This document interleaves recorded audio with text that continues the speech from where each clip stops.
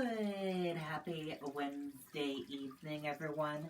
I'm Riley King, and welcome to this Wednesday evening edition of the Riley King Newscast, right here on the Riley King Network. Let's begin.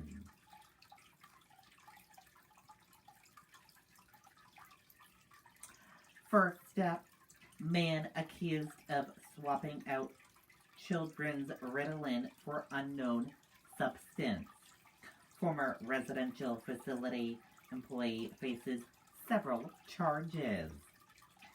A former employee of a residential facility has been charged with assault and abuse after investigators said he replaced medicine with an unknown substance, causing serious bodily harm to 2 children.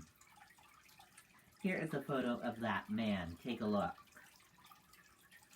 This is a photo of the man right here. Officials with the Attorney General's office said Thomas, 39, of Tilton, was working at Spalding Academy in Northfield when he switched prescription Ritalin with something else. Because the alleged victims were under age 13, he could face up to 30 years in prison. An arraignment date has not been scheduled.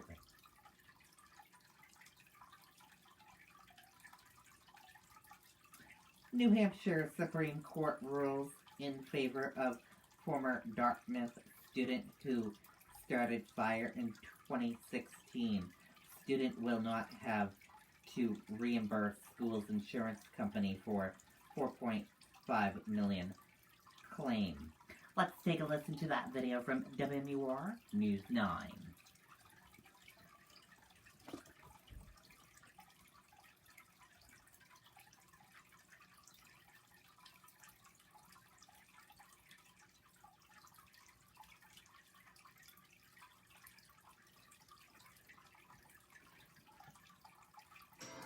Buy a new Ford from Plymouth Ford? Because we stand behind them all with a 20-year, 200,000-mile warranty. That's a warranty. 2 former Dartmouth College students who accidentally started a dorm fire in 2016 will not have to reimburse the school's insurance company for a $4.5 million claim. The New Hampshire Supreme Court ruled in the students' favor, saying they do not have to pay up because they were co-insured under the college's fire insurance policy. Officials say the fire was sparked by an unattended grill outside the window of a dorm room. Okay, and there you go on that video and that report.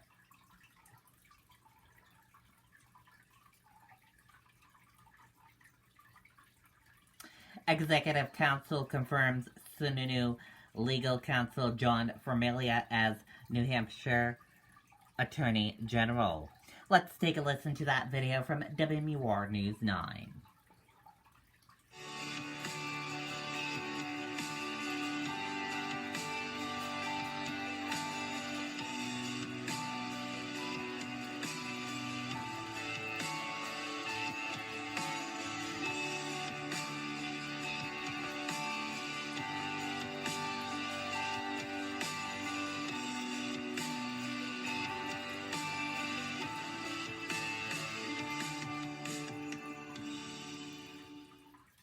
John Formella is now the state's new Attorney General. Before getting confirmed by the Executive Council today, Formella spent the last 4 years in Governor Chris Sununu's office as legal counsel.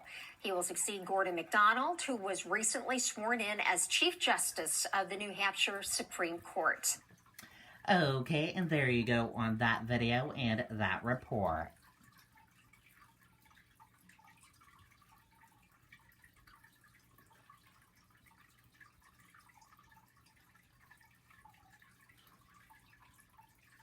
Risk of brush fires rise with spring temperatures. Let's take a listen to that video from WMUR News 9.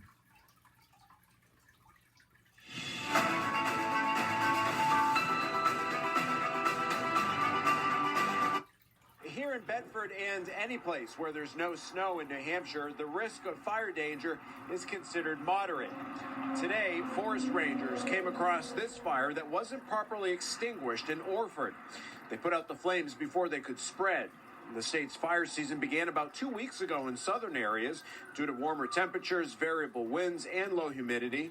Fire officials say most of the fires have been human-caused.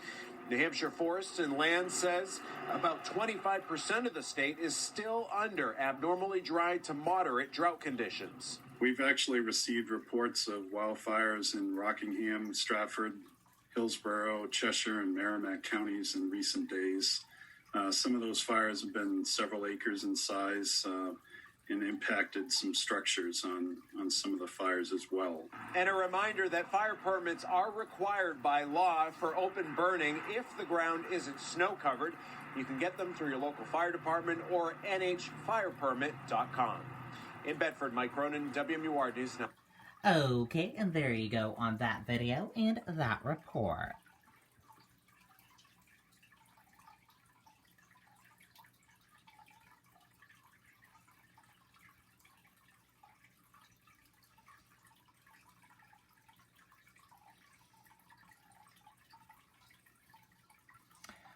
Oregon college students ask court for refunds over online learning. Let's take a listen to that video from ABC News. The college students demanding tuition refunds. Students at the University of Oregon and Oregon State filing proposed class action lawsuits saying they didn't get what they paid for during the pandemic when the school transitioned to online instruction. Kaylee Hartung joins us with more on this. Good morning, Kaylee. Hey, good morning, Robin. As COVID forced colleges to shut down last spring and classrooms turned virtual, it's hard to deny that plenty was lost in the experience. And now a group of students in Oregon are the latest to say that paying full tuition was a ripoff. This morning, students in Oregon are fighting to get their money back. The University of Oregon and Oregon State University now facing class action lawsuits. Students claiming they didn't get the education their money paid for, while classes were moved online due to COVID-19. Now 3 students want some of their tuition and fees refunded. In court documents, the students argue they should not be paying for campus facilities and other in-person activities when they couldn't access them. The fact that the schools couldn't have foreseen it's understandable, but it's really not a defense. I mean, they promised and collected money for in-person education. They didn't deliver it. In a statement to ABC News, the University of Oregon saying they will vigorously defend this case. Despite what the lawsuit suggests, the university's costs for delivering instruction have not decreased as a result of the pandemic. In fact, our costs have increased due to a variety of new technology and infrastructure investments needed to provide quality instruction and to protect our campus community's health and safety. Oregon State University is also disputing the allegations. The spring semester of 2020 was significantly disrupted by the COVID pandemic, with more than 1,300 colleges and universities across the country canceling in-person classes or shifting to online-only instruction. The average cost of public-ranked colleges in the U.S. ranges from roughly $10,000 to $20,000. What my clients hope to recover is the difference between tuition that was promised and the value of the online experience. Now, more than 200 similar lawsuits have been filed. As these cases progress and news gets out of courts allowing these cases to go forward, we continue to get inquiries from New School. It's unclear how much money back these students are asking for. The University of Oregon, though, argues that they've already refunded students for a number of services and amenities that weren't available, specifically because of health directives. TJ. All right, okay, we'll see how that one works out. Thank you so much. Well, hey there, GMA fans. Robert. Okay, and there you go on that video and that report.